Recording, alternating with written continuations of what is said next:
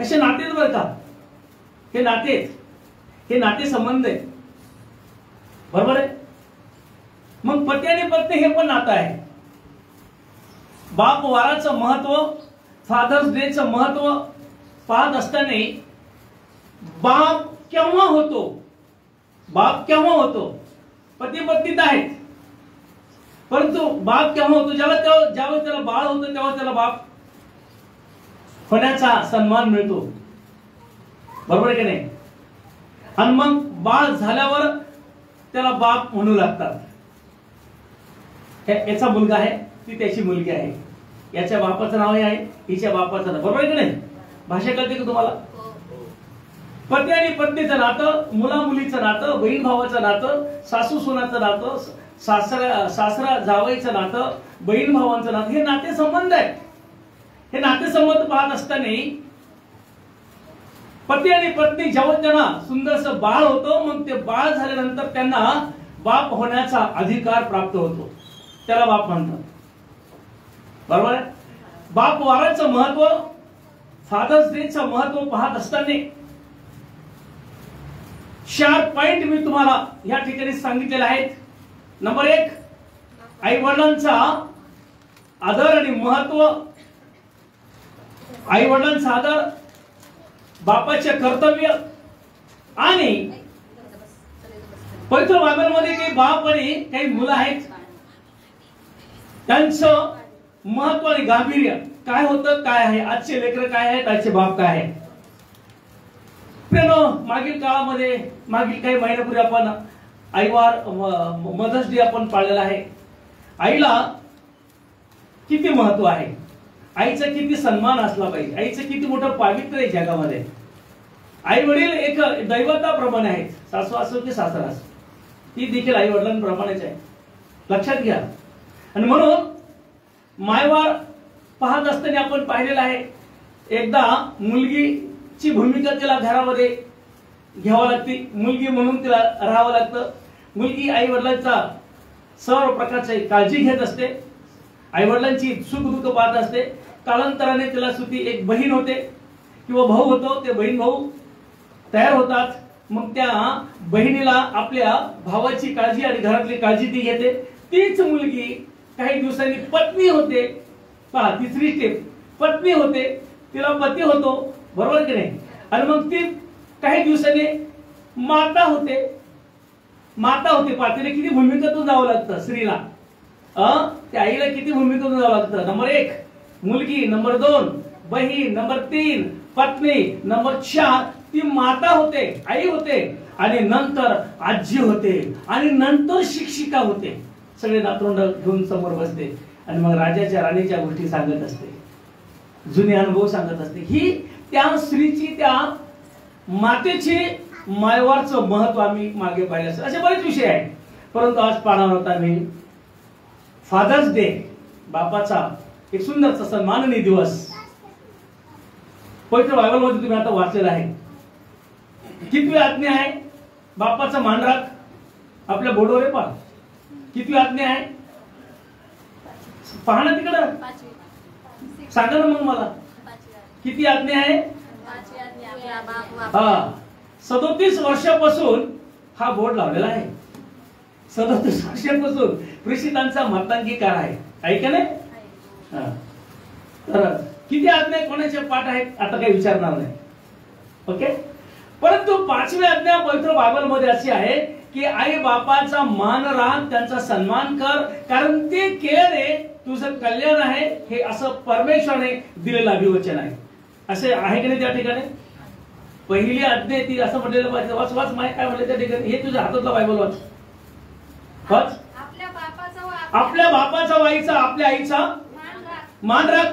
म्हणजे जो देश तुझा देव परमेश्वर तुला देत आहे, जो देश, जे वतन, जो सन्मान, जे घर, जे दार, जे संसार, जो परपंच, जे वैभव तुला देणार आहे, कमन त्यात तू चिरकाल हो, त्यात तू चिरकाल राहशील, तुझं कल्याण होईल. कमन खाली काय म्हणलेलं आहे.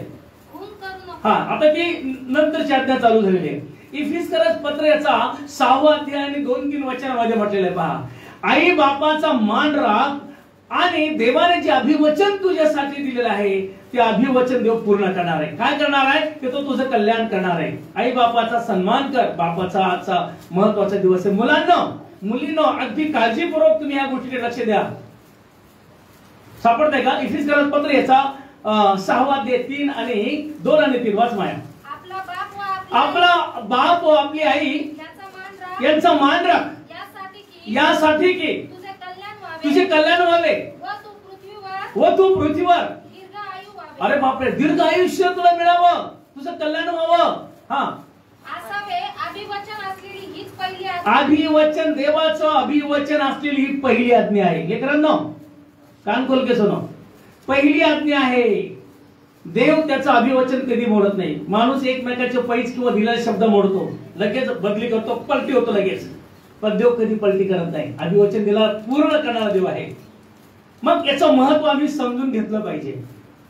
एक श्रीमंत मनुष्य असतो पवित्र बायबल मध्ये मार्क 10 आणि 17 मध्ये पाहतो. एक श्रीमंत मनुष्य तो येशूकडे येतो. येशू म्हणतो प्रभूजी मला सार्वकालिक जीवन मिळावं म्हणून मला मी काय केलं पाहिजे. येशू म्हणतो ह्या 10 आज्ञा.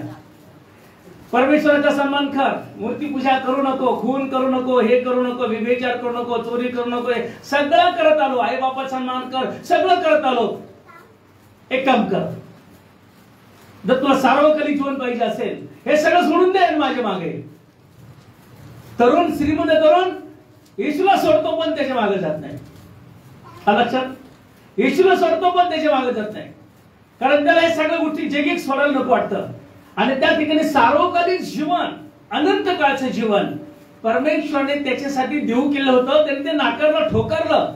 बरीच तरुण मंडळी आहे त्यांना सार्वकालिक जीवन नको. आई बापाचा अपमान करायला आवडतो, आई बापाचा मान मोडायला आवडतो, आई बापाला शिवीगाळ करायला आवडतो, आई बापाला ठोकायला आवडतं. लक्षात घ्या. परंतु आई बापाला शिवीगाळ करतो ना दादा, पवित्र बायबल मध्ये आपण एक सुंदर वचन पाहणार आहोत. वाचा बरं त्या ठिकाणी निर्गमाचं पुस्तक याचा 21वा अध्याय आणि 15 आणि 17 वचनामध्ये अत्यंत महत्वाचं आहे. आई बापाला शिवीगाळ करणं फादर्स डे आहे. आज वडिलांचा महत्वाचा दिवस आज आम्ही पाहत आहोत. आई बापाला शिवीगाळ करणारी मंडळी, आई बापाला मारहाण करणारी मंडळी. वाचा वाचा वाचा 21-15 वाचा. कुणी आपल्या पित्या सागर आईचा कमान ताडण केले तर तुमच्या बायबल मध्ये वाचा माया. तुझ्या बायबल मध्ये कोणी आपल्या बापाला किंवा आपल्या आईला मारहाण केली तर त्याला आवश्यक जीवे मारावे. अरे बापरे, आवश्यक काय करा, काय करा, मोठ्याने बोला ना. जीवे मारावे. मारतो का मी? पहा पवित्र बायबल किती कडक वचन आहे. आई बापाला शिवीगाळ करणं, आई बापाला मारणं चुकीचं आहे. बायबल सांगते त्याला जीवाचं मारून टाका. आणि निर्गमाच्या लेवीच्या पुस्तकामध्ये असं वचन आहे की जर तो मुलगा ती मुलगी आई बापाला मारत असेल, शिवीगाळ करत असेल, उन्हाळ असेल, टुकार असेल, त्याला इवेशीत आणा आणि दगडाने ठेचून मारा, दगडाने ठेचून मारा. हालेलुया. लक्षात घ्या, देव आशीर्वाद देतो, देव फटकाही मारतो. म्हणून लेकरांनी आई वडिलांचा सन्मान करणं. लेवी 20 आणि 9 मध्ये पण आम्हाला पाहायला मिळतं ह्या संदर्भात की त्याच्या रक्ताचा जाप त्याला मिळेल, त्याच्या रक्ताचा जाप त्याला मिळेल. एका आमदाराने नाशिकच्या एक आमदार होता नाशिकला. त्याला द्राक्षाचा मळा होता आणि त्या मळ्यामध्ये तो मस्त जाऊन झोपला. परंतु त्याचा एक मुलगा तो त्याला म्हणला पप्पा मला आहे ना मोटरसायकल पाहिजे, एसडी गाडी पाहिजे, मोठी गाडी पाहिजे. ती 1.5 लाखाची होती. आणि तो म्हणे देईल. एक मुलगा, पूर्ण प्रकारची संपत्ती आणि प्रॉपर्टी त्याचीच. परंतु त्याने आग्रह धरला. तो कॉलेजला जात होता, मला गाडी पाहिजे. आणि तो देतो म्हटला बाप. परंतु तो म्हणला देईल, थांब जरा. एक दिवस बाप मळ्यात झोपला, खाली उशिरा दगड घेतला आणि शांत उन्हाच्या तिरमीला झोपलेला आहे. थंडावा द्राक्षाच्या मळ्यामध्ये. मुलाने पाहिलं शिकार चांगली आहे, काटा निकाल आणला मोठा दगड, डोक्याखाली दगड, वरून असा दगड टाकला की डोक्याचा चेंदा मेंदा करून टाकला. फक्त मोटरसायकलसाठी. सत्य घटना आहे, माझ्याकडे कात्र नाही त्या पेपरची. लक्षात घ्या प्रियानो, त्या बापाने त्या मुलासाठी काय केलं नसेल. अत्यंत महत्वाचं आहे. एकच आहे, ही प्रॉपर्टी त्याचीच होती. परंतु त्याने बापाचा घात केला. पवित्र बायबलमध्ये आम्हाला पाहायला मिळतं लेवी याचा 20वा अध्याय 9 वचनामध्ये की प्रत्येक जो अशा गोष्टी करतो त्याच्या रक्ताचा जाप त्याला द्यावा लागेल. वाचा वाचा वाचा वाचा. आपल्या बापाला अथवा आईला आपल्या बापाला अथवा आपल्या आईला जो शिव्या शाप देईल त्याला अवश्य जीवे मारावे. असे अवश्य जीव मारावे. जो आपल्या बापाला अथवा आईला जो आपल्या बापाला आपल्या आईला शिव्या शाप देईल शिव्या शाप देईल त्याच्या रक्तपाताची जबाबदारी त्याच्यात माती राहील. शाबाश. तू रक्त काढून बापाचा फटका मारला त्याचं शासन तुला भोगावं लागेल. अत्यंत महत्वाचं आहे. लक्षात घ्या माझ्या भावानं बहिणीनं. मातोश्री या ठिकाणी मी ज्यावेळेस गेलो एका वृद्धाश्रमामध्ये शेजारी आपल्या, मला तिथं संदेश देण्यासाठी बोलवलं. त्या आश्रमामध्ये प्रार्थनेसाठी गेलो. त्याच लोकांसाठी संदेश दिला. संदेश देत असताना बरेच वृद्ध माता भगिनी वडील रडत होते. प्रार्थना संपल्यानंतर त्यांच्या संग संभाषण मी केलं. संदेश संपल्यानंतर संभाषण केलं. तुम्ही काय करता म्हणे मी पेन्शनर होते. माझ्या मुलाने आणि सुनाने मला इथं आणून टाकलेला. कारण घरामध्ये म्हातारा लोकांचं करायला सुनेला आवडत नाहीये, मुलांना आवडत नाहीये. मुलगा काय करतो पोलीस इन्स्पेक्टर आहे अमुक अमुक ठिकाणी. सून ती पण एज्युकेटेड आहे. एक मुलगा आहे. लक्षात घ्या प्रियानो, त्या ठिकाणी त्या आई बापाला तिथं सरवत आहे. त्यांचाच पैसा त्यांच्यासाठी आहे तिथंच. एकूण एक मुलाला काय नसेल आई वडिलांनी केलं विचार करा. ढाई रडत होते. फादर म्हणे ह्या रोडने लेकरं जातात आम्हाला असं वाटतं की त्या लेकरांना कुरवाळावं आमच्या मांडीवर बसवायचं कारण माझ्या नातरुंडीची मला आठवण येते. लक्षात घ्या प्रियानो. एका डेप्युटी इंजिनियर PWDचा औरंगाबाद शहरामध्ये N7 मध्ये मोठ्या बिल्डिंगवर तो राहतो. आई वडिलांच्या अंगामध्ये कपडे नाही. एक बनेन धोतर, आईची साडी आणि चोळी. बिल्डिंगवर जाताना त्या गच्चीमध्येच 3 दगड, एक भगोणं, एक चहाचं पातेलं, जर्मनचं एक ताट आणि ग्लास, तिथं काही लाकडं पडलेले. मी ज्यावेळेस एंट्री केली आणि वर गेलो माझ्या मित्राच्या घरी, तो 3ऱ्या मजल्यावर होता. पाहतो मी म्हणलं हे काय प्रकार आहे, हे कोणाचं घर म्हणजे ह्या डेप्युटी हे का डेप्युटी इंजिनियर आहे PWD मध्ये. हे त्याच्या वडील आहेत. मोठा भारी टीव्ही दारात गेल्यावर दिसतो.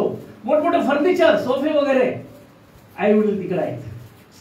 वडिलांना शी आली म्हणून आईने त्या म्हातारीने त्याला खाली नेलं. मी गच्चून गेलो. गच्चून त्यांची मी पाहतो. ऍक्च्युअली रडलो मी त्या ठिकाणी. प्रियानो, आम्ही पाहतो की ज्या आईने ज्या वडिलांने त्या लेकरासाठी काय नसन केलं आज ते आई वडील हाताने करून खात आहेत. लक्षात घ्या ते बाप हाडाची काळ झालेली, तो अगदी असं वाळून गेलेला, फक्त धोतर एक बनेन एक कोपरी आपण त्याला म्हणतो ती अंगामध्ये. प्रियानो, आम्ही पाहतो ह्या गोष्टी जगामध्ये आहेत. तो आशीर्वाद नाहीये. मुलांना शाळेत नेलं तर जेवण, मुलांची आंघोळ घातली तर जेवण, मुलांना कपडे घातले तर जेवण, मुलांना सगळी सेवा केली तर सूनबाई जेवण देणार. अशी स्थिती मी माझ्या नजरेने पाहिली. आपल्या वस्तीमध्ये मी एकदा कुटुंबात मला प्रार्थनेला बोलवलं.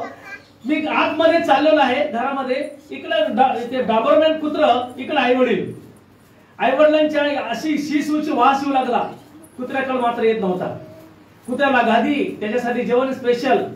आई वडिलांना इकडे त्या टकुरीमध्ये भाकर पडलेली शिळी, वास येऊ लागला. आतमध्ये गेलो. मोठमोठे फोटो येशूचे, बायबल, सोफा वगैरे काय काय काय काय सगळं. आई वडील इकडे सडक पडलेले आहेत. काय धार्मिकता आहे, काय सेवा आहे परमेश्वराची. काय देवाला तुम्ही धन्यवाद देता, कोणत्या हृदयाने देता, कोणत्या अंतकरणाने देता. लक्षात घ्या प्रेरणा. आणि म्हणून आई बाप अत्यंत महत्वाचा पार्ट आहे. आपण आता ऐकलेलं आहे की त्याचा सन्मान करा. परमेश्वर स्वतः सांगतो. पवित्र बायबलमध्ये आम्ही पाहिलं की स्वतः परमेश्वर त्या वृद्धांचा सन्मान करतो. त्या वृद्धांना खांद्यावर घेतो, वागवतो. जसं बाळ बाप आपल्या बाळाला खांद्यावर घेऊन नाचतो, चालतो, तसा देव वृद्धांना खांद्यावर घेऊन चालतो. पवित्र बायबल मी बोलत. यशाच्या ग्रंथामध्ये 46 आणि 4 मध्ये तुमची केस जरी पिकले तरी परमेश्वर म्हणतो मी तुम्हाला खांद्यावर घेऊन वागवीन, कारण मी परमेश्वर आहे. वृद्धांची काळजी घेणारा देव आहे. आणि तुम्ही मानव असून तुम्ही आई वडिलांची काळजी घेत नाही, किती लाजिरवाणी गोष्ट आहे. अरे देव काळजी घेतो हो मात्र लोकांची. लक्षात घ्या. सापडते का सापडतंय का? नाही सापडत. चला आगे पुढे जाऊया. प्रियाला मी पाहतो की परमेश्वर वृद्धांची काळजी घेतो.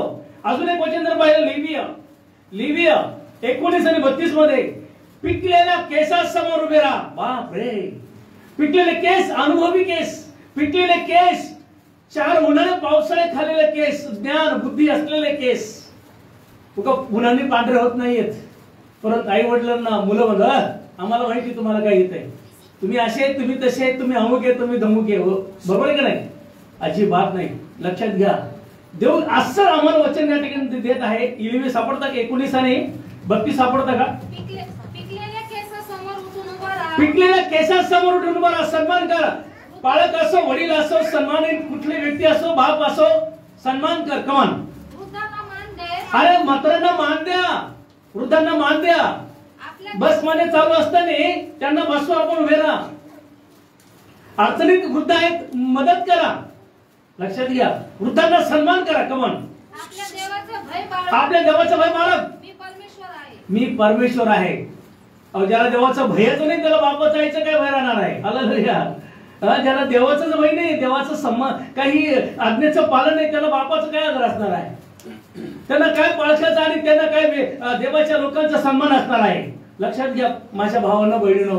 पवित्र बायबल मध्ये हे पण सांगत आहे, लक्ष द्या इकडं, की बापाचा बोध ऐक आणि आईची शिस्त सोडू नको.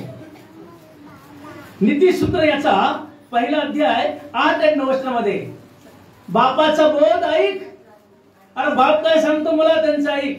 बरीच मुलं बापाचं ऐकत नाहीयेत आणि आईची शिस्त पाळत नाही. आईची शिस्त लावते ना लहानपासून, ती पाळत नाहीयेत. म्हणून ते लेकर उन्हाळ होतात. दारूबाजी, रंगेलपणा, वाईट अशा गोष्टी त्यांच्या जीवनामध्ये येतात. आई वडिलांचा सन्मान नाही, बापाचं ऐकणं नाही, आईचं ऐकणं नाही, सोडून देणं. लक्षात घ्या, आयुष्यामध्ये कधी आशीर्वाद मिळणार नाही त्यांना. मी नाही बोलत, पवित्र बायबल सांगतंय, मी कशाला बोलू? देवाचं वचन सांगतंय. लक्षात घ्या, ठेचून मारा म्हटलेलं त्या ठिकाणी. याचा अर्थ काय? त्याचं बरं होईल का? नो. पहा, सापडतंय वचन त्या ठिकाणी. माझ्या मुला, पवित्र बायबल सांगतंय, माझ्या मुला, आपल्या बापाचा बोध, आपल्या बापाचं शिक्षण, आपल्या बापाचं ज्ञान, आपल्या बापाचं मार्गदर्शन ऐक. आपल्या आईची शिस्त सोडू नको. लक्षात घ्या, परंतु बरेच लेकर आईची शिस्त सोडून बहकलेले आहेत, वाम मार्ग लागलेले आहेत, समाजामध्ये नाक खाली करण्याचे काम करत आहेत. अत्यंत वाईट आहे. का? शिक्षण नाहीये, देवाचं भय नाहीये. पवित्र बायबल मध्ये असं म्हटलेलं आहे, मुलगा शहाणा तर बाप सुखी, मुलगा मूर्ख तर आई दुखी. होते का नाही दुखी? काय करावं यार, याला हे केलं ते केलं, दुखी होती बिचारी, खिन्न होऊन जाते, कळत नाही तिला काय करावं. परंतु मूर्ख जो मुलगा असतो ना, तो बापाला आणि आईला दोघांनाही खाली पाहायला होतो. पण मुलगा जर कलेक्टर, कमिशनर, डीएसपी जर झाला, मुलगी जर चांगल्या पदावर गेली, बापाचं भूषण वाढतं, आईचं भूषण वाढतं. लक्षात घ्या प्रियानो, आज आमची मुलं कुठं आहेत? काय करत आहेत? काय खात आहेत? काय पित आहेत?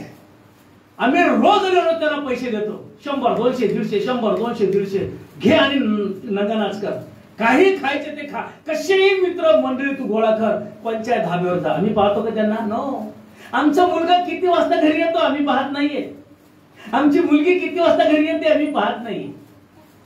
ती किती वाजता घरातून गेली आम्हाला माहित नाही, आम्ही कामावर असतो. लक्षात घ्या, आमचं लक्ष त्या मुलांवर नसल्यामुळं मुलं उन्हाळ बनतात, मूर्ख बनतात. म्हणून आज मुलांना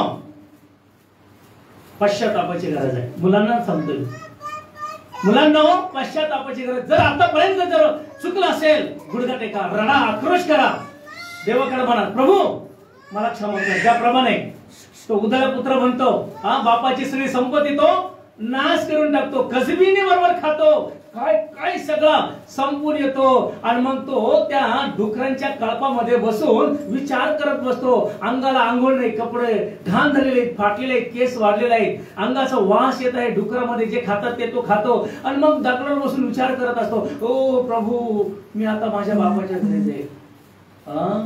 मी म्हणेल, बाबा बाबा स्वर्गाविरुद्ध मी तुमच्या विरुद्ध पाप केलं, आता मला घरात घ्या, माझ्या पापांची मला क्षमा करा, असं पश्चातापी अंतःकरण प्रियानं आजच्या मुलांना करायची गरज आहे. गुडघा टेकायची गरज आहे. पश्चाताप करा. नक्कीच बाप तुमचा स्वीकार करेल, स्वर्गीय पिता तुमचा स्वीकार करेल, तुमचा पश्चाताप येईल आणि तुमचं जीवन कल्याणदायी होईल, आशीर्वादित होईल, चिरकाल तुम्ही राहणार. हालेलुया. ऐकताय का? किती लोक ऐकताय? Very good. टाळूचा पण द्या, धन्यवाद करूया. हे झालं बापासाठी. आणि मुलांसाठीच कर्तव्य काय आहे? मुलांनी आई वडिलांचं कर्तव्य किंवा आई वडिलांनी मुलांचं हे आपण पाहिलेलं आहे की आई वडिलांना किती महत्व त्या मुलांनी दिलं पाहिजे, सन्मान केला पाहिजे. आता बापाने देखील त्यांचं कर्तव्य आहे. बापाने आणि आईने काय करत? बाप म्हणलं काय आली बरं का, बाप म्हणलं काय आली आणि आई म्हटलं का बाप आली, कारण दोघे मिळूनच मुलं आहेत. बरोबर आहे का नाही? कारण आदामापासून स्त्री तयार केलेली आहे. असं नाही आता हे फक्त आता आदामाचं म्हणजे पुरुषासाठीच वचन आहे, माझ्यासाठी काहीच नाही असं आहे का? नो नो नो, दोघांसाठी पण आहे. दोघांनी पण काळजी घ्यायची आहे. पवित्र बायबलमध्ये असं म्हणलेलं इफिस 6:4 मध्ये की बापांना तुम्ही आपल्या मुलाचं चिरडी सांडू नका. आपल्या मुलांना कधी बापा आपल्या मुलांना चिरडी सांगतात. रात्रंदिवस भांडण करतात, रात्रंदिवस 90-20 उठता बसता शिबिगाळ, येणं जाणं, काय गोष्टी. काही जर वस्तू मागितल्या मुलांनी तर लवकर न देणं, त्याला काहीतरी चिरडून बोलणं, त्याला टॉन्टिंग करणं. मुलांना चिरडी सांगू नका. कलसे 3 आणि 21 मध्ये आम्हाला पाहायला मिळतं की त्या मुलांना चिरडी सांगू नका, पण त्यांना दुःखी करू नका, खिन्न करू नका. बरेच मुलं ताई खिन्न झाले मुलं आत्महत्या करतात. बापांनो, आईनो, खिन्न झाल्यामुळे आत्महत्या करतात. माझे मित्र पालक आहे, सेवक आहे, मोठे चर्च आहे. मला 95% मार्क पाहिजेत. मुलीला म्हणतात तुला मी दर महिन्याला 30,000 रुपये देत होतो ट्युशन साठी. मुलगीला फक्त पडतात 65%. मुलगी म्हणते आता काय करावं. रोज तिला खिन्नता तिच्या मनामध्ये यायची. शेवटी तिने आत्महत्या करून टाकली रेल्वे खाली. आणि तिच्या नावाने चर्चचं नाव दिलं, तिच्या नाव चर्चला दिलं. कशासाठी? अगोदर जर तुम्ही तिला खिन्न नसतं केलं, तिला दुःखी नसतं केलं, तिच्या बुद्धीप्रमाणे विचार जर केला असता की हिला कोणत्या लाईनला पाठवायचं, तर ती 100% जगली असती, देवाला धन्यवाद झाला असता. बरीच मुलं प्रियानो असतात घरामध्ये न ऐकणारी, परंतु त्यांना आम्ही कसं समजवलं पाहिजे, देवाच्या वचनातून आम्ही त्यांना काळजी घेतली पाहिजे. त्यांना चिडवायचं नाहीये. एक बाप एका मुलाला म्हणतो, नेहमी म्हणतो, बापावरी टेकताना लेकरांना सुख भार. बापावरी टेकताना लेकरांना सुख म्हणजे काय माहितीये का? ती मुलं रोज बापावरच टेकून राहायचे. बाप खायला दिल तेव्हाच खायचे, मग लेकरांना सुख भार, सुख असे चिडवायचं बाप. मग त्याला रागाला त्याने 90 चालू केली. सत्य घटना आहे औरंगाबाद शहरामध्ये. बापाने मुलाला चिडवू नये. मुलांना जे पाहिजे ते भीड मर्यादेने वळण लावा. बापरे, पवित्र बायबलमध्ये 1 तिमोथी 3 आणि 4 मध्ये काय म्हणलंय? भीड मर्यादेने त्यांना वळण लावा. वचन शिकवा. कधी आला कधी गेला विचारा. मोबाईल हातामध्ये किती घंटे आहेत ते विचारा. अभ्यास केला की नाही, शाळेमध्ये गेली की नाही, गेला की नाही, काय केलं विचारा. भीड मर्यादेने देवाचं वचन चर्चला गेली की नाही, गेला की नाही, वचन वाचलं की नाही, प्रार्थना केली की नाही, भीड मर्यादा कंट्रोल ठेवा. भीड मर्यादा मी सांगत पवित्र बाळ सांगत आहे 1 तिमोथी 3 आणि 4 मध्ये. ह्या गोष्टी आज आम्ही पाहणार आहोत. म्हणून बापाने आईने शिक्षणासोबत त्यांच्यावर दयाळूपणा पण ठेवा आणि सहिष्णू म्हणजे सहनशीलतेने पण त्यांना वागून घ्या. आई वडिलांनी ते केलं पाहिजे. आई वडिलांनी हे पण केलं पाहिजे, मुलांना शिस्त लावून त्यांच्या भावी आयुष्यामध्ये त्यांचं कसं चांगलं होईल त्या मुलाचं मुलीचं हे पण पाहायला पाहिजे. वडिलांनी. आणि प्रीती आणि शिस्त हे सोबत चाललं पाहिजे. हॅलो, प्रीती आणि शिस्त. प्रीती करा 100%.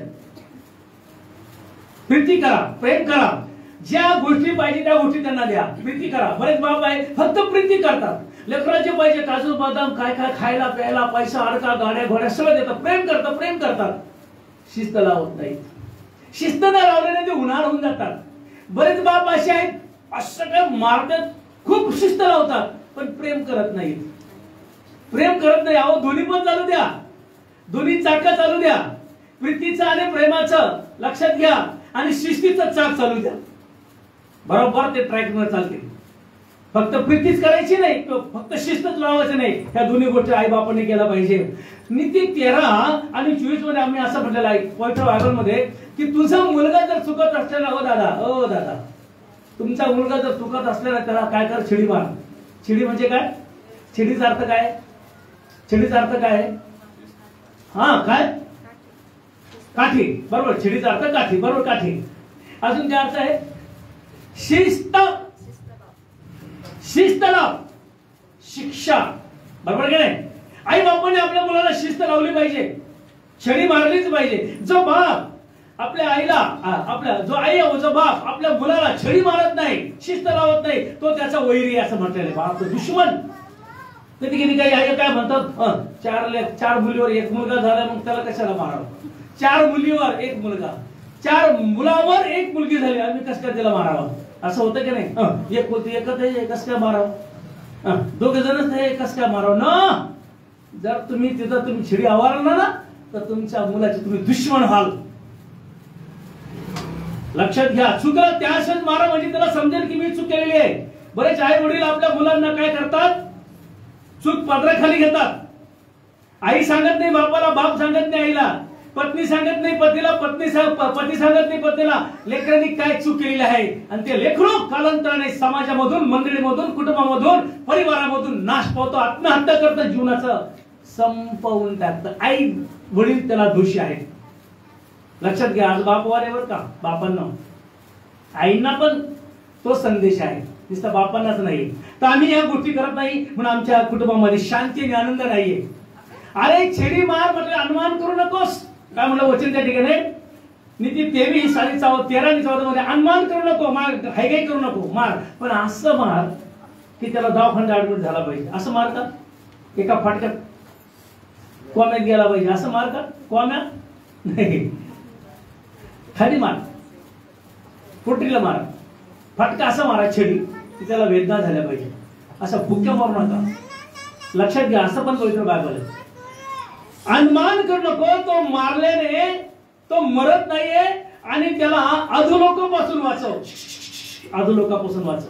अधोलोक मरणापासून वाचव, वेदनेपासून वाचव असं पवित्र बायबल आहे. बापांनो, आपल्या मुलाचा नाश व्हावा त्यापासून त्यांना वाचवा. अधोलोक. अधोलोक तुम्हाला माहितीये का? स्वर्ग नरक तुम्हाला माहितीये का? माहितीये ना स्वर्ग नरक? माहितीये ना? स्वर्ग नरक डायरेक्ट माणूस मेल्यानंतर स्वर्गात जात नाही किंवा नरकात जात नाही. बरोबर आहे का नाही? पहिला माणूस कुठे जातो? जर स्वर्गात जायचं असेल तर तो पहिला सुख लोकात जातो. सुख लोकामध्ये त्या चोराला येशू काय म्हणतो? काय म्हणतो? तू आज माझ्या बरोबर कुठे असेल? आभरण देखील सुख लोकातच होता. लक्षात घ्या. परंतु सुख लोकात होता ना? हॅलो. श्रीमंत मनुष्य अधोलोकामध्ये वेदना भोगत होता. अधोलोक चटके. त्या लाजरला होते, बाबा एक कणगीळभर पाणी आणून टाक माझ्या जिभेवर, आग होऊ लागलेली आहे. स्वर्गात जायचं असेल तर पहिलं स्टेशन आहे आमचं सुख लोक, आणि नरकात जायचं असेल तर पहिलं स्टेशन आहे आमचं अधोलोक. म्हणून देवाचं वचन सांगत आहे की आई बापांना, तुमच्या बाळांना अधोलोकापासून वाचवा, मरणापासून वाचवा, 90 पासून वाचवा, वाईट व्यसनापासून वाचवा, वाईट घाणेरडे व्यभिचारापासून मुलांना वाचवा, मुलींना वाचवा. वचन सांगत आहे. आज आम्ही कुठं आहोत?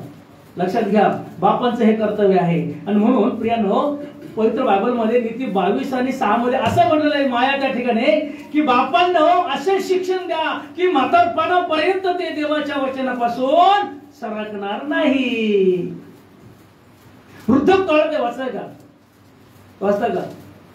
मुलांच्या स्थितीत हा, अनुरूप असे मुलांच्या स्थितीत लहान असेल तर लहान, मोठा असेल तर मोठा, लग्न झालं असेल तर लग्न, ज्या स्थितीमध्ये तो असेल. काय म्हणलंय? मुलांच्या स्थितीत जर बाळ असेल तो 4 वर्षाचं 6 वर्षाचं, तिथून तर ज्या वयापर्यंत त्याच्या स्थितीस अनुसरून असे शिक्षण त्याला दे, असं शिक्षण त्याला दे, असं वचन त्याला दे, अशी धार्मिकतेचं ज्ञान त्याला दे. कमान म्हणजे वृद्धपणातही, अरे बापरे, म्हणजे म्हातारपणातही तो त्यापासून परावृत्त होणार नाही. देवाच्या वचनापासून परावृत्त नाहीसा होणार नाही, त्याचा नाश होणार नाही.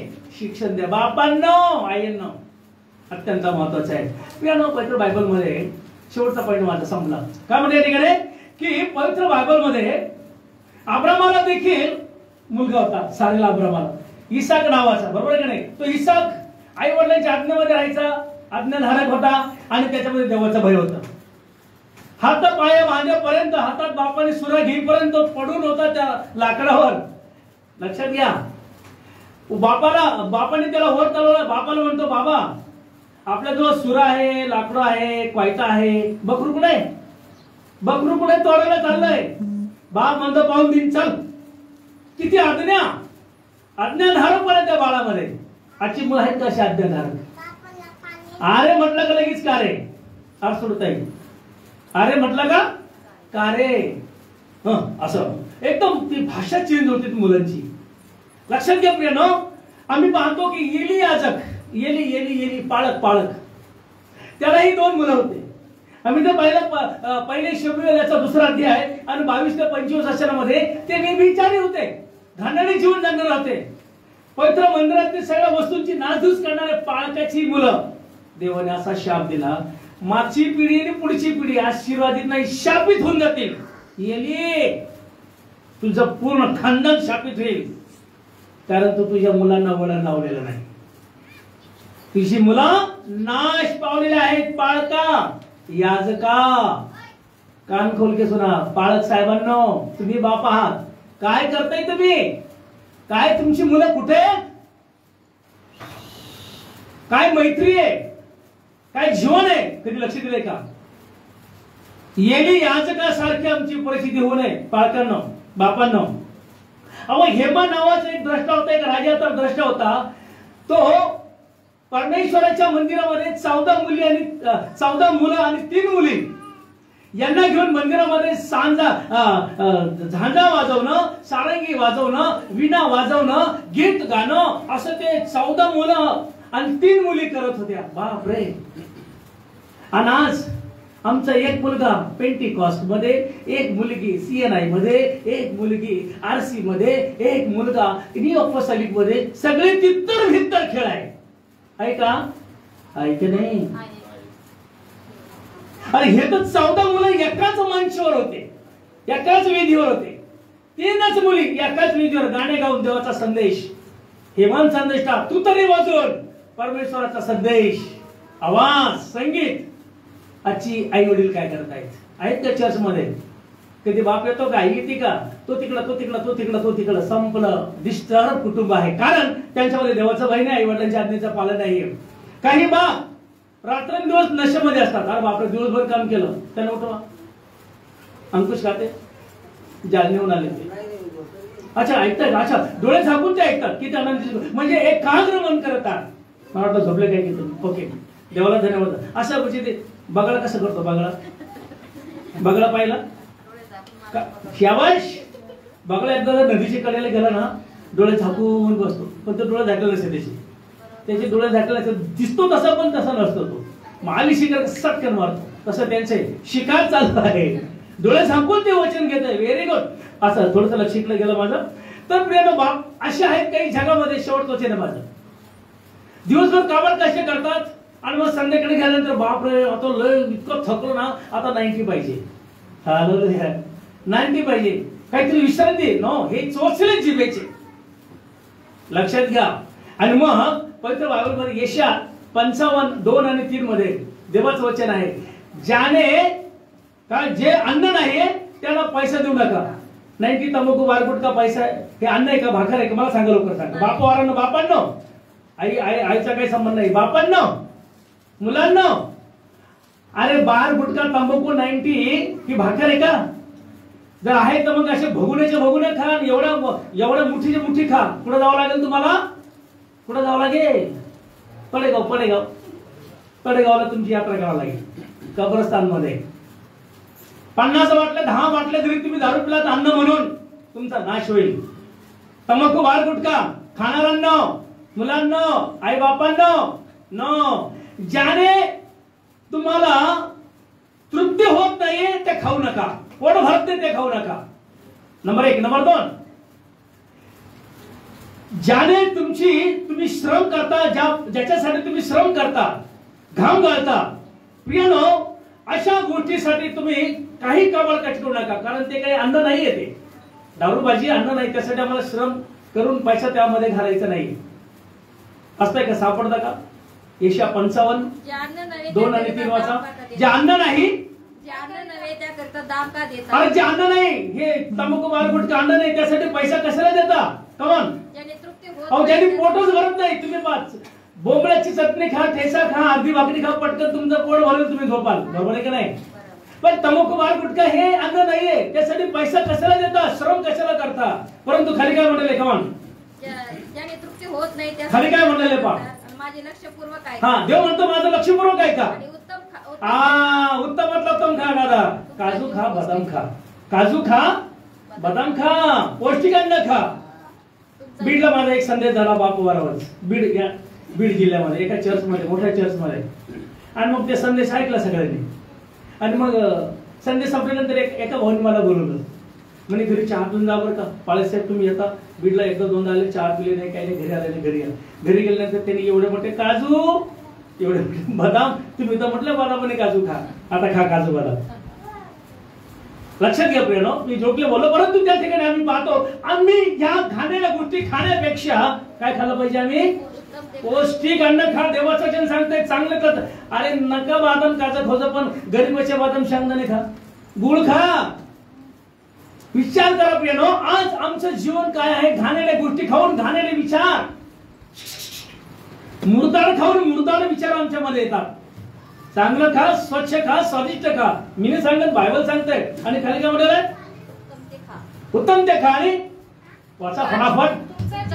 हा, तुमचा जीव ह्या बदाम खाजूने, पौष्टिक अन्नाने, चांगल्या अन्नाने सेवन करून संतुष्ट हो. हा, संतुष्ट आनंद होईल, दष्टपुष्ट होईल. आणि खाली काय म्हटलंय? कान द्या, मजकडे या, कान द्या, माझ्याकडे या. परमेश्वर म्हणतो माझ्याकडे या, ऐका, ऐका, म्हणजे तुमचा जीव वाचेल. म्हणजे तुमचा जीव वाचेल, कुटुंब वाचेल, शरीर वाचेल, कॅन्सर होणार नाही, आजार होणार नाही, काही होणार नाही, तुमचा जीव वाचेल. आणि मग आणि परमेश्वर म्हणतो मी तुमच्या बरोबर सर्व काळ राहील, असा परमेश्वर म्हणतो. लक्षात घ्या, आज आम्हाला ह्या गोष्टी करण्याची गरज आहे. पवित्र बायबल मध्ये फिलिपाला 4 मुली होत्या. किती मुली होत्या? 4. त्या चारही मुली अविवाहित, लग्न झालेल्या नव्हत्या.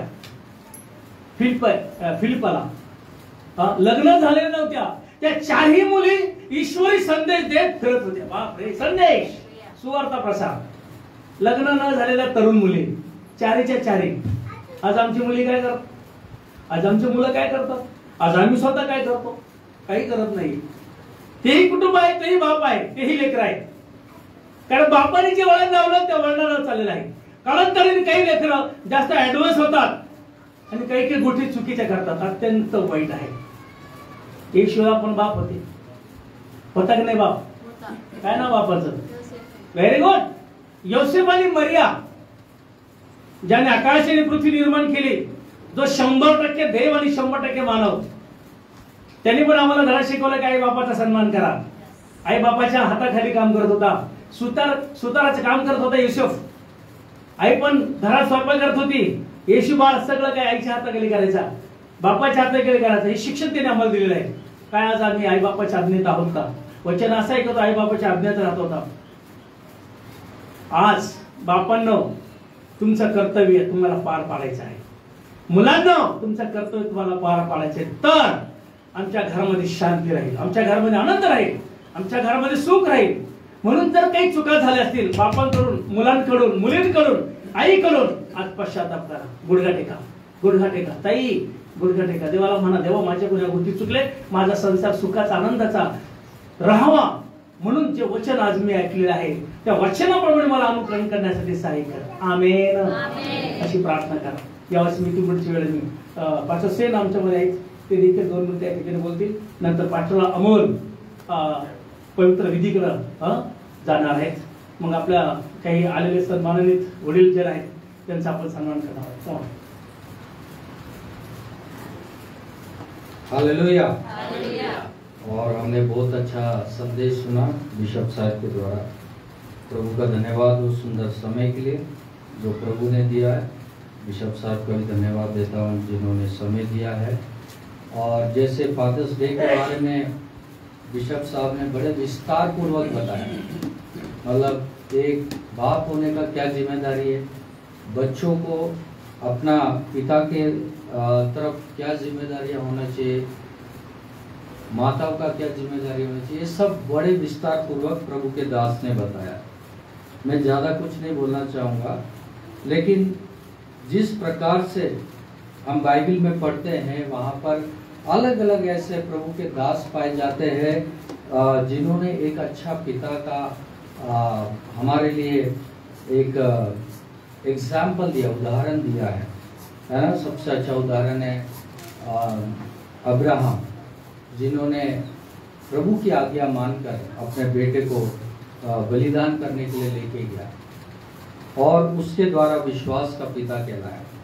उसी प्रकार से हम देखते हैं दाऊद के बारे में देखते हैं। दाऊद ने अपने बेटे सुलेमान को इतनी अच्छी तरह से शिक्षा दिया कि जब हम नीति वचन में पढ़ते हैं तो सुलेमान राजा उसका वर्णन करता है कि मैं भी अपने बाप का बेटा था और मैंने अपने बाप से सीखा। तो ये सारी बातें हम बाइबल में देखते हैं और बोलने के लिए बहुत है, लेकिन मुख्य बात यह है कि हमारा जो पिता है, स्वर्गीय पिता परमेश्वर, वो सबसे बड़ा है। हालेलुया। और हमारा स्वर्गीय पिता का जो प्रेम है वो इस दुनिया में कहीं पर भी नहीं देखा जाता है। सबसे बड़ा प्रेम हमारे लिए किया। मेरे साथ में निकाले रोमियो की पत्री 5वीं अध्याय और उसका 8 हम लोग पढ़ेंगे। रोमियो की पत्री 5वीं अध्याय और उसका 8 थोड़ा जल्दी पढ़ेंगे। परंतु परमेश्वर हम पर अपने प्रेम की भलाई इस रीति से प्रकट करता है कि जब हम पापी ही थे तभी मसीह हमारे लिए मरा। हालेलुया। कितनी अच्छी बात है। जब आप उसमें आगे पढ़ोगे तो वहां पर लिखा है कि अच्छे मनुष्य के लिए भी आजकल लोग मतलब हिचकिचाते हैं कुछ करने के लिए या अपना प्राण देने के लिए। यहाँ तो परमेश्वर ने क्या किया कि जब हम पापी ही थे, जब हम पाप में डूब रहे थे, हमारी परिस्थिति बहुत बुरी थी, ऐसी परिस्थिति में प्रभु ने क्या किया, पिता परमेश्वर ने अपना एक लौता पुत्र हमारे लिए दिया और बड़े प्रेम का उदाहरण इस पृथ्वी पर प्रभु परमेश्वर पिता ने हमारे लिए क्या किया, साबित किया। हालेलुया। कितनी अच्छी बात है। हम पापी थे, हम उसके बच्चे, उसने हमें बनाया, लेकिन हम भेड़ों बकरियों के तरह क्या हो गए, तितर बितर हो गए। और उसने क्या किया, उसने हमारे लिए प्राण दिया। अगर हम लूका रचित सुसमाचार उसकी 15वीं अध्याय में देखते हैं, लूका रचित सुसमाचार 15वीं अध्याय, वहां पर हम उड़ाव पुत्र के बारे में देखते हैं। वहां पर उड़ाव पुत्र का कहानी हम लोगों ने कई बार सुना है, उसके बारे में प्रचार भी हमने सुना है। आप लोग खुद ने भी अपने घरों में बाइबल में पढ़ा उड़ाव पुत्र के बारे में। लेकिन आपसे प्रश्न करना चाहता हूँ, जो उड़ाव पुत्र का कहानी में एक बात बहुत महत्वपूर्ण का था, कौन बता सकता है? मुझे देखने तो विश्वासियों को कितना नॉलेज है बाइबल का। उड़ाव पुत्र का कहानी हम लोग सबने सुना है कि नहीं? सुना है ना, बाइबल में भी पढ़ा है। तो उस उड़ाव पुत्र का कहानी में एक बात काफी मुख्य है, कौन बता सकता है? क्या मुख्य है उड़ाव पुत्र का कहानी में? कौन बता सकता है? हाँ नहीं, एक और बहुत मुख्य बात है, कौन बता सकता है? बड़े बेटे ने पिता से जब पूछा कि आपने उसको माफ क्यों कर दिया, तो बोला उसने बचत आपकी और वो मेरे पास है। हाँ वो भी है, लेकिन उससे भी बढ़कर एक मुख्य बात है, आपको बताता हूँ। वहां पर हम पढ़ेंगे, देखो निकालो लूका रचित सुसमाचार 15वीं अध्याय और उसका 23 पढ़ो जोर से। 15 का 23, लूका 15 और उसका 23 में क्या लिखा? पोसलेले वासरू आणून कापा, आपण खाऊन आणि उत्साह करू। वहां पर क्या लिखा है? पोसलेले वासरू, पाला हुआ बछड़ा को मारो और हम मिलकर उसको खाएंगे। हालेलुया। वहां पर क्या हुआ? एक बछड़े का बलिदान हुआ। हालेलुया। बछड़े का बलिदान हुआ। उसी तरह से प्रभु यीशु मसीह ने भी हमारे प्राणों को बचाने के लिए एक बछड़े के समान अपने प्राण को कलवरी के क्रूस पर क्या कर दिया? बलिदान कर दिया। हालेलुया। इतना महान प्रेम हमारा प्रभु का, पिता परमेश्वर का। हम जैसे बुरे, जो हम भटक गए थे पापों में, जिस प्रकार से उड़ा पुत्र भटक गया था, लेकिन पिता परमेश्वर ने अपनी जिम्मेदारियां हमारे लिए पूरा करते हुए अपना पुत्र को हमारे लिए बलिदान करके दे दिया। हालेलुया। इसलिए आज आप और मैं इधर प्रभु के भवन में बैठे, उसके पुत्र और पुत्रों के समान एक क्या बोलते, पूरे अधिकार के साथ हम बैठे हैं। क्यों? क्योंकि वो हमारा स्वर्गीय पिता है। जिस प्रकार से बिशप साहब ने बताया कि एक पिता को अपने बच्चों को रिस नहीं दिलाने चाहिए, उनके प्रति उनका व्यवहार एक प्रेम का होना चाहिए, समय समय पर उनको डांट फटकारना चाहिए। अगर हम प्रेम करते हैं तो अपने बच्चों को तो डांट फटकार भी होना चाहिए। परमेश्वर भी ऐसा करता है, क्योंकि प्रभु हमसे इतना प्रेम करता था, उसने अपना एक लौता पुत्र हमारे लिए दे दिया। इससे बढ़कर कोई बड़ा पिता और बच्चों का कोई बड़ा रिश्ता नहीं हो सकता। यहाँ पर एक और आयत में पढ़ना चाहूंगा, फिर बंद करूंगा। रोमियो में जो हमने पढ़ा था 5वें अध्याय में, उसमें क्या लिखा है? 6 और 7 हम लोग पढ़ेंगे। रोमियो 5 उसका 6 और 7। उसमें क्या लिखा? जब हम निर्बल ही थे तो मसीह ठीक समय पर भक्तिहीनों के लिए मरा। किसी धर्मी जन के लिए कोई मरे ये तो दुर्लभ है, परंतु हो सकता है किसी भले मनुष्य के लिए कोई मरने का साहस भी करे। ऐसा लिखा कि कोई भले मनुष्य के लिए मरने के लिए भी अपना साहस करे। प्रभु का वचन साफ कहता है, लेकिन कहता है कि परंतु परमेश्वर हम पर अपने प्रेम की भलाई लिखा हुआ है कि इस रीति से करता है कि हम जब पापी थे तभी मसीह हमारे लिए मरा। हालेलुया। क्यों? वो हमारे लिए क्यों मरा? क्योंकि हम जो उसके बच्चे जो भटक गए थे, हम उसके लहू के द्वारा धर्मी ठहर सके। हालेलुया। आज हम उसी के लहू और उसके मांस में से हम लोग भागीदार होने वाले हैं, और ये प्रतीक है उसका बलिदान का, उसका प्रेम का प्रतीक है। और हमें इसको जानना, इसको समझना है, इसमें सहभागिता होना है। जैसे एक पिता का अपने पुत्र के प्रति प्रेम होता है, उसी प्रकार जब हम इस मेज में से भागीदार होते हैं तो हम ये दर्शाते कि हमारा पिता, स्वर्गीय पिता के साथ हमारा सहभागिता है। हालेलुया। इस वचन के पढ़े जाने के द्वारा प्रभु आप सबको आशीष दे। आमीन। Praise the Lord. हालेलुया। खरोखर देवाच्या नावाला धन्यवाद असो। देवाने सुंदरशा रीतीने आज आम्हाला देवाच्या वचनातून चालवलेला आहे। बिशप साहेब आणि त्याच प्रकारे पास्टर शेन या दोन्ही देवाच्या सेवकांनी जे वचन देवाचं आमच्यापर्यंत आणलेलं आहे, प्रियानो आम्ही आत्मसात करूया आणि त्या वचनाप्रमाणे आपलं जीवन जगण्यासाठी या दिवसामध्ये देवाला समर्पण करूया, पश्चाताप करूया। आम्ही विचार करूया की आमचं जीवन कुठं चुकलेलं आहे, कुठं आमचा पाऊल चुकीचा पडला, ज्यामुळे आज माझ्या कुटुंबावरती, माझ्या परिवारावरती आणि माझ्या जीवनावरती प्रसंगावर प्रसंग येत आहेत आणि त्या प्रसंगांना आम्ही तोंड देत आहे। आज पश्चातापाची वेळ आहे। आम्ही आमचं जीवन देवाच्या हातामध्ये समर्पित करूया आणि खरोखर प्रियानो जे वचन आज देवाच्या सेवकांनी आमच्यापर्यंत आणलेलं आहे ते देवाने आम्हाला दिलेलं आहे आणि म्हणून त्याचा सन्मान करणं हे आमचं काम आहे। हालेलुया। कारण जे वचन आज ऐकलं की तू आपल्या बाप आणि आपली आई यांचा मान राख। हालेलुया। जगी आई बाप तर आमचे आहेत, परंतु सर्वात मोठा बाप आमचा परमेश्वर आहे, ज्याने हे वचन आमच्यासाठी दिलेलं आहे। आणि मग ज्यावेळेस आम्ही त्याचं भय धरतो, त्याचा मान करतो, मान करणं म्हणजे सन्मान करणं, आदर करणं, रिस्पेक्ट देणं, आम्ही ज्यावेळेस त्याचा आदर सन्मान करतो, आम्ही देवाच्या सेवकांचा केल्यासारखा आहे, आम्ही आमच्या आई वडिलांचा केल्यासारखा आहे। आणि म्हणून प्रियानो देवाचा सन्मान करूया, देवाच्या वचनाचा आदर करूया, त्याचं भय धरूया। ज्या ज्या व्यक्तींच्या जीवनामध्ये देवाचं भय धरलेलं असेल त्या कुटुंबामध्ये कधीच कुठल्याच जीवनामध्ये आलेल्या प्रसंगांना तोड देत असताना परमेश्वर त्यांना त्याच्यातून वर काढणार आहे. हालेलुया. म्हणून परमेश्वराचं भय धरणं आणि त्याच्या आज्ञेचं पालन करणं हेही तेवढंच महत्वाचं आहे. हे जर नियम प्रेरणा आम्ही आमच्या जीवनाला लागून घेतले तर निश्चित आमचं कुटुंब, आमचे लेकरं हे आशीर्वादित झाल्याशिवाय राहणार नाही. जगामध्ये 80% असे लोक आहेत की त्यांच्या आईबापांच्या चुकीमुळे लेकरांवरती दुष्परिणाम होत आहेत. 80% लोक. परंतु जगामध्ये 10% अशा आहेत की त्यांचे आईबाप खराब आहेत पण लेकर चांगले नाही. असे पण लोक आहेत. हालेलुया. आणि म्हणून असं जर वाटतंय कुठंतरी की आपल्या चुकीच्या वागण्यामुळं, आपल्या चुकीच्या स्वभावांमुळं, आमच्या चुकीच्या जीवनशैलीमुळं माझ्या कुटुंबावरती, माझ्या लेकरावरती जर दुष्परिणाम होत असेल तर आजच मला ते थांबवायचं आहे. हालेलुया.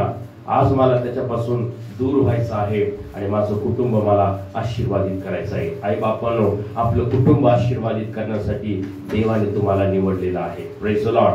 देवाने तुम्हाला आई आणि बाप होण्याचा जो अधिकार दिलाय तो कशासाठी आहे? संतती ही परमेश्वराने दिलेलं धन, पोटच्या फळी त्याची देणगी आहे. हे दिले देवाने तुम्हाला कशासाठी? सांभाळायसाठी. हालेलुया. पालन पोषण करण्यासाठी आणि त्याचा उपयोग देवाच्या राज्यासाठी व्हावा म्हणून त्या परमेश्वराने तुम्हाला ते दिलेलं आहे. हालेलुया. नुसतं जन्म द्यायचा, वाढवायचं आणि सोडून देण्यासाठी नाहीये. त्याचा उपयोग झाला पाहिजे यासाठी की देवाचं गौरव त्याच्याद्वारे झालं पाहिजे. मग माझ्या कुटुंबाद्वारे, माझ्या लेकरांद्वारे देवाचं गौरव होतंय का याचा विचार आम्ही केला पाहिजे. फार कठीण आहे. आताच देवाच्या सेवकाने सांगताना सांगितलं, एक सेवक असा होता की त्याच्या मुली निरंतर देवाचं वचन आणि देवाची सेवा करण्यामध्ये त्याने आपलं जीवन समर्पित केलं होतं. Praise the Lord. मग माझे लेकर कोणाला येशूबद्दल सुवार्ता सांगतात का? चर्च मध्ये गीत गायला येतात का? चर्च मध्ये वाजवायला येतात का? चर्च मध्ये साफसफाई करायला येत आहेत का? काय देवाची सेवा माझे लेकर आज करत आहे? ज्याच्याकडे आई बापाने लक्ष केंद्रित करणं फार महत्वाचं आहे. स्वतः आई बापांनी त्यामध्ये हस्तक्षेप करणं अत्यंत महत्वाचं आहे. प्रियानो, सांगायच्या पुष्कळ गोष्टी आहेत, परंतु प्रियानो, ज्यावेळेस आम्ही आजच्या वचनाप्रमाणे विचार केला तर आम्ही देवाचं भय आणि त्याच्या आज्ञा पाळून आमच्या लेकरांना त्यामध्ये वाढवणं हे आमचं आद्य कर्तव्य आहे. पश्चाताप करूया, प्रार्थना करूया. आम्ही सर्वजण यावेळेला उभा राहू आणि आमचं जीवन देवाच्या हातामध्ये समर्पित करूया. यावेळेस आम्ही देवाचं दान देवाच्या भांडारामध्ये टाकणार आहोत. देवाचं अर्पण आम्ही त्याच्या भांडारामध्ये टाकणार आहोत, ज्याद्वारे आम्ही देवाची सेवा करतो.